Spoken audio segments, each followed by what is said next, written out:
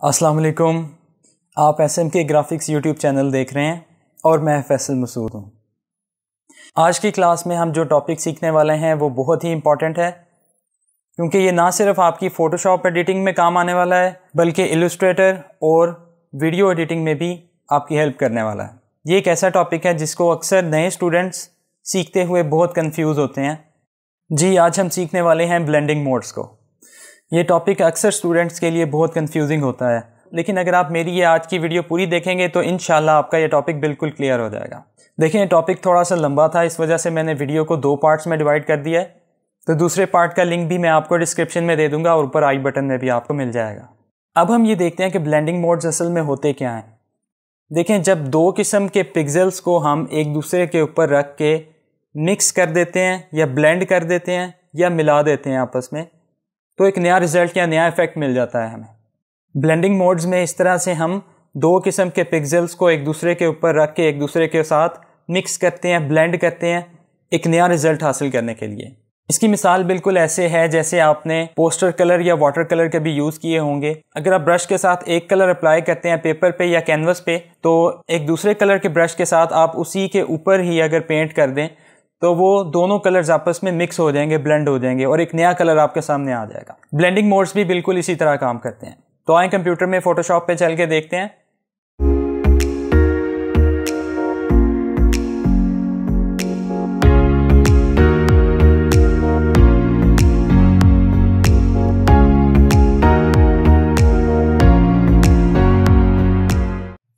जी, हम यहाँ फ़ोटोशॉप में आ गए हैं और आप यहाँ पे देख रहे हैं कि हमने एक इमेज को ओपन कर लिया है यहाँ फ़ोटोशॉप में। आपको ब्लेंडिंग मोड्स मिलते कहाँ हैं?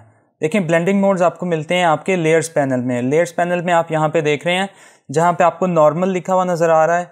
इस पर क्लिक करेंगे तो ब्लेंडिंग मोड्स यहाँ पे ओपन हो जाएंगे। अभी ओपन इसलिए नहीं हो रहे क्योंकि ये आपकी जो लेयर है ये बैकग्राउंड लेयर है और लॉक्ड है। इसको एक्टिवेट करने के लिए आपकी इस लेयर को अनलॉक करना पड़ेगा, इसे एक नॉर्मल लेयर में कन्वर्ट करना पड़ेगा। इसके अलावा आपको ब्लेंडिंग मोड्स मिलते हैं आपके ब्रश टूल में। ब्रश टूल के अंदर आप प्रॉपर्टीज़ में जाके देखें, आपको ये नॉर्मल के नीचे बहुत सारे ब्लेंडिंग मोड्स लिखे हुए ड्रॉप डाउन में नज़र आ रहे हैं। फिर आपको ब्लेंडिंग मोड्स मिलते हैं पेंट बकेट टूल में, और इसी तरह वो तमाम टूल्स जिसमें आप ब्रश यूज़ करते हैं आपको ब्लेंडिंग मोड्स नज़र आते हैं।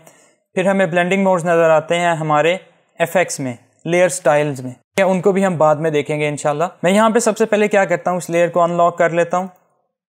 जब मैं इसको अनलॉक करता हूँ तो वो एक नॉर्मल लेयर में कन्वर्ट हो जाती है। हमारे पास जो ब्लेंडिंग मोड वाली ऑप्शन है वो यहाँ पे एक्टिवेट हो जाती है।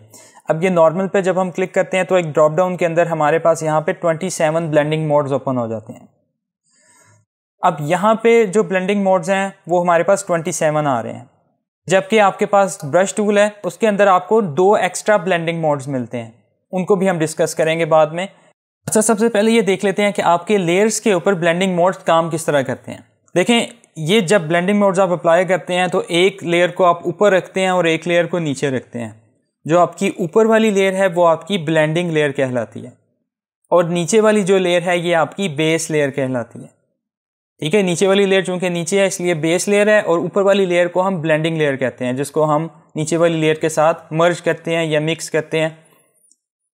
ठीक है, और हमें इन दोनों लेयर्स को मिला के या ब्लेंड करके एक नया रिजल्ट सामने आता है। तो यहाँ पे आ जाते हैं।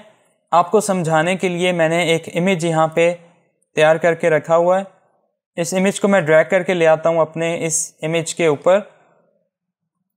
देखें, मैंने ये इमेज इसलिए यहाँ पे लगाया है क्योंकि इसके अंदर हमारे पास डिफरेंट किस्म के कलर्स भी हैं और डिफरेंट किस्म की लाइट की वैल्यूज़ भी हैं। इसमें हाईलाइट्स भी हैं, इसमें शेडोज़ भी हैं, इसमें मिड टोन्स भी हैं। ठीक है, आपके जो ब्लेंडिंग मोड्स हैं वो लाइट की वैल्यू के ऊपर और कलर्स की वैल्यू के ऊपर, दोनों के ऊपर अप्लाई होते हैं और डिफरेंट किस्म के रिजल्ट देते हैं। उसको समझाने के लिए मैं आपको यहाँ पे ये इमेज यहाँ पे ब्लेंड करके दिखाऊंगा नीचे वाली लेयर के साथ। ये जो ऊपर वाली लेयर है हमारी, क्या इसको हम ब्लेंडिंग लेयर कहेंगे, और इसके जो नीचे वाली लेयर है जो कि हमारी बैकग्राउंड लेयर है वो हमारी बेस लेयर कहलाएगी। तो हम ऊपर वाली लेयर को सिलेक्ट करते हैं। हम हमेशा ब्लेंडिंग मोड ऊपर वाली लेयर पे अप्लाई करते हैं। आपने ये बात याद रखनी है कि आपका जो ब्लेंडिंग मोड है वो हमेशा ऊपर वाली लेयर पे अप्लाई किया जाता है और वो बेस लेयर के साथ ब्लेंड होती है। आपने जब भी ब्लेंडिंग मोड अप्लाई करना है तो ऊपर वाली ब्लेंडिंग लेयर को सिलेक्ट करना है और उसके ऊपर ब्लेंडिंग मोड अप्लाई करना है, इसलिए उसे ब्लेंडिंग लेयर कहते हैं। अच्छा, यहाँ पे देखें, मैं ऊपर वाली लेयर सेलेक्ट कर लेता हूँ और यहाँ से नॉर्मल की बजाय मैं जब डिज़ोल्व पे क्लिक करता हूँ, एक बात मैं आपको यहाँ पे ये बताना चाहता हूँ कि आपके जो ब्लेंडिंग मोड्स हैं ये डिफरेंट किस्म के ग्रुप्स में डिवाइड कर दिए गए हैं।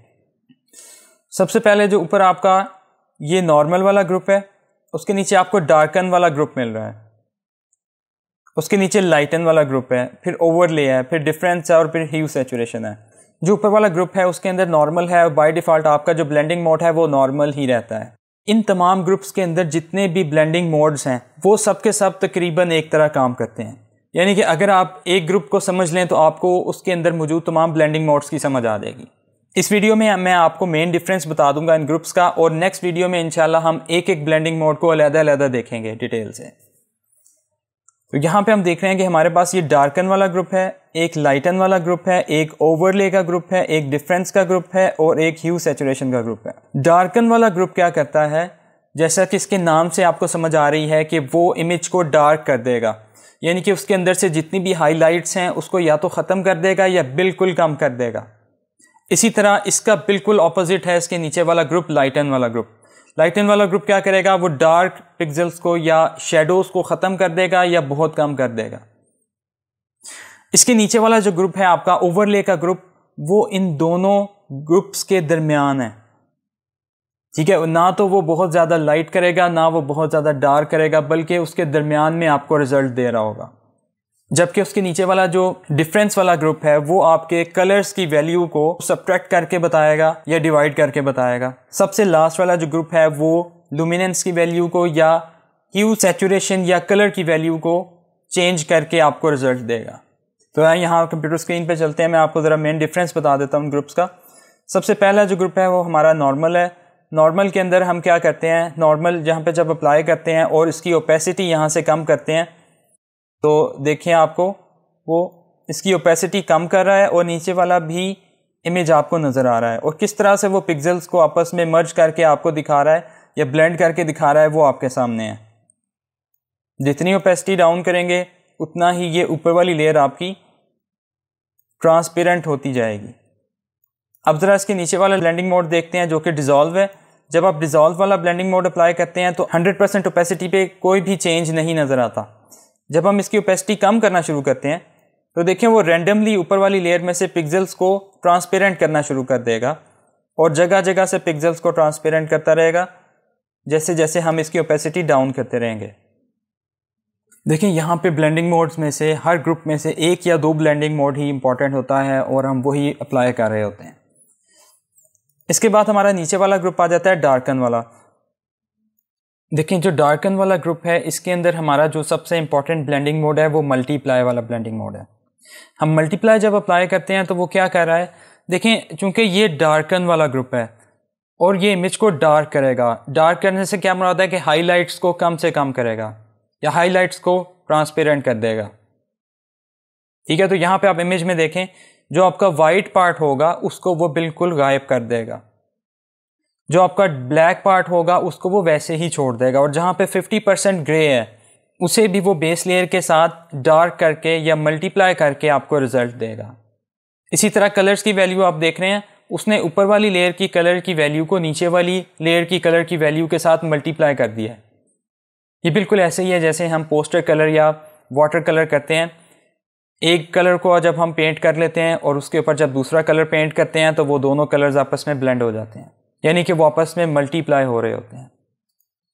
और इस ग्रुप के अंदर जितने भी बाकी के ब्लेंडिंग मोड्स हैं वो इससे ही मिलते जुलते हैं। आप इन्हें अप्लाई करके देखें, आपको थोड़ा थोड़ा उनमें डिफरेंस नज़र आएगा, लेकिन बेसिकली काम वो यही कर रहे हैं।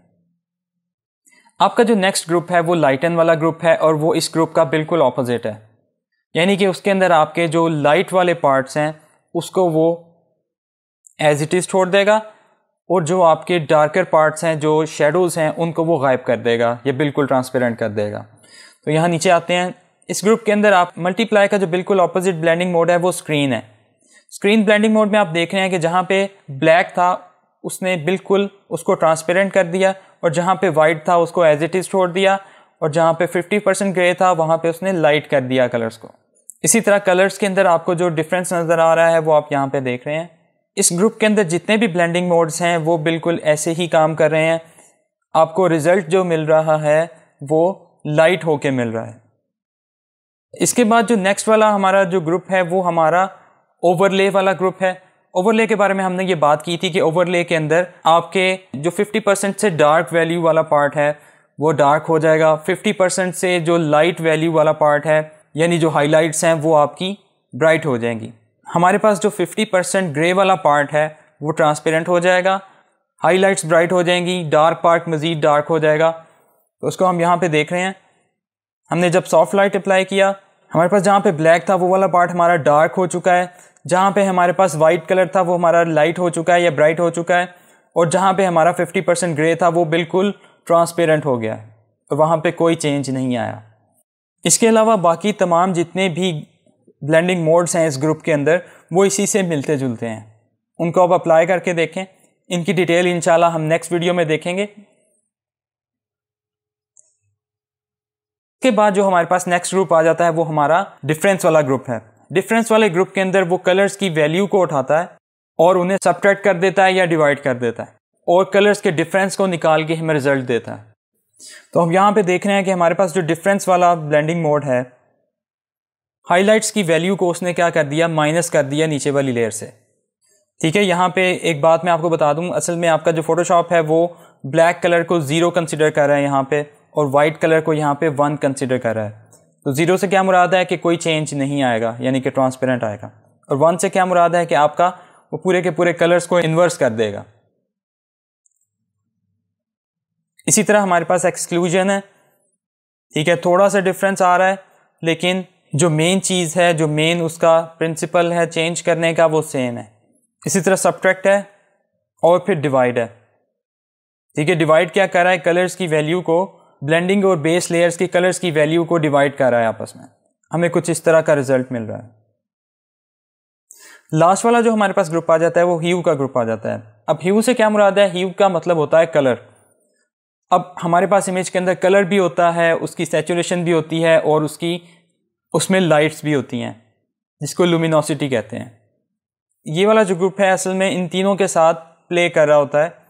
आपको दिखा रहा है कि जो ह्यू वाला ब्लेंडिंग मोड है उसने क्या किया, ह्यू, सैचुरेशन और कलर, ये तीनों जो ब्लेंडिंग मोड्स हैं ये आपके ब्लेंडिंग लेयर के कलर की वैल्यू को उठा के नीचे वाली ब्लेंडिंग लेयर के साथ ब्लेंड करते हैं।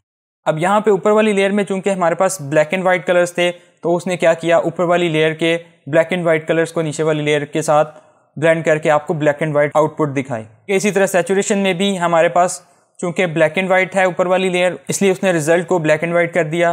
बिल्कुल इसी तरह कलर है, आपके पास जो डिफरेंस आ रहा है यहाँ पे वो कलर्स में आ रहा है, देख रहे हैं। इसी तरह लुमिनोसिटी है।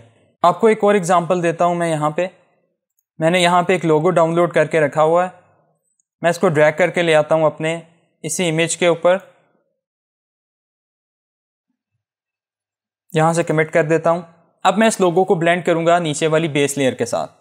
अगर मैं ये चाहूँ कि मैं ये ब्लैक कलर को यहाँ से गायब कर दूँ तो मैं कौन सा ब्लेंडिंग मोड अप्लाई करूँगा, लाइटन वाला। क्योंकि मुझे ब्लैक को गायब करना है, लाइट करना है, तो मैं ब्लैक कलर को गायब करने के लिए लाइटन वाला ब्लेंडिंग मोड अप्लाई करूँगा। और अगर मुझे ये वाइट कलर को गायब करना है तो मैं कौन सा ब्लेंडिंग मोड अप्लाई करूँगा, जी हाँ बिल्कुल डार्कन वाले ग्रुप में से कोई भी ब्लेंडिंग मोड अप्लाई करूँगा। तो मैं अप्लाई करके देखता हूँ। सबसे पहले मैं क्या करता हूँ, डार्कन अप्लाई करके देखता हूँ, फिर मल्टीप्लाई अप्लाई करता हूँ, कलर बर्न अप्लाई करता हूँ, लीनियर बर्न, डार्कर कलर। इनमें से जो ब्लेंडिंग मोड आपको अच्छा लगता है आप यहाँ अप्लाई कर सकते हैं। इसको थोड़ा बड़ा कर लेता हूँ।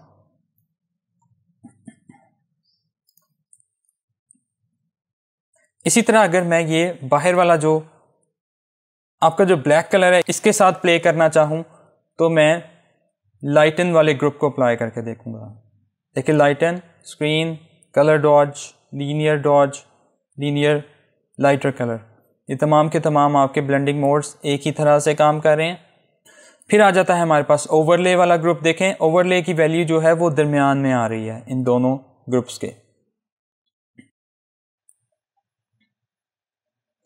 ठीक है, बाकी के ब्लेंडिंग मोड्स आपको इसलिए नहीं दे रहे क्योंकि ये कलर्स के ऊपर आपको ज़्यादा बेहतर रिजल्ट देंगे।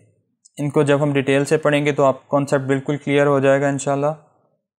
ठीक है, इसी तरह मैं ये सारे के सारे एक दफ़ा ब्लेंडिंग मोड इस पर अप्लाई करके देखता हूँ।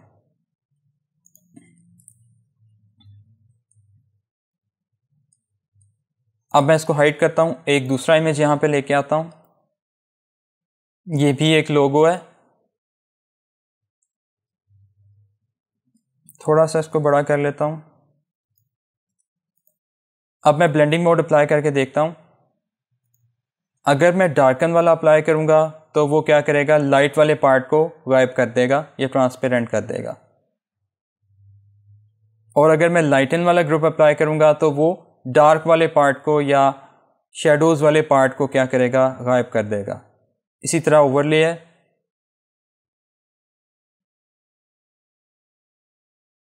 फिर डिफरेंस है,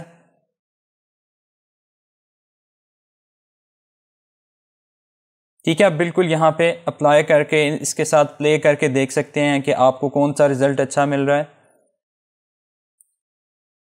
जी अब हम आ जाते हैं उन दो ब्लेंडिंग मोड्स की तरफ जो आपको यहाँ नहीं मिल रहे। तो हम यहाँ पे एक न्यू लेयर ले लेते हैं और ब्रश टूल में आ जाते हैं।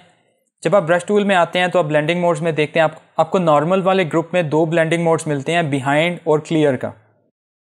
बिहाइंड वाला जो ब्लेंडिंग मोड है ये काम ऐसे करता है कि जब आप ब्रश स्ट्रोक्स लगा रहे होते हैं, पेंट कर रहे होते हैं, तो बिहाइंड वाला जो ब्लेंडिंग मोड है वो आपका इन स्ट्रोक्स के पीछे अप्लाई होगा। यानी कि जब आप इसको अप्लाई करेंगे तो जब आप यहाँ पे पेंट करेंगे तो आपका जो ब्रश है वो देखें उसके पीछे जाके अप्लाई कर रहा है। आपको ऐसा इफेक्ट दे रहा है कि आप उस पेंट के या उस ब्रश पहले वाले ब्रश स्ट्रोक के पीछे जाके पेंट कर रहे हैं। इसी तरह नेक्स्ट आपका जो ब्लेंडिंग मोड है वो आपका क्लियर वाला ब्लेंडिंग मोड है। क्लियर ब्लेंडिंग मोड क्या करता है, जहाँ जहाँ आपने पहले अप्लाई किया हुआ है कलर को या कहीं पे भी आपने स्ट्रोक लगाया हुआ है तो उसको ट्रांसपेरेंट करता जाएगा। Very simple.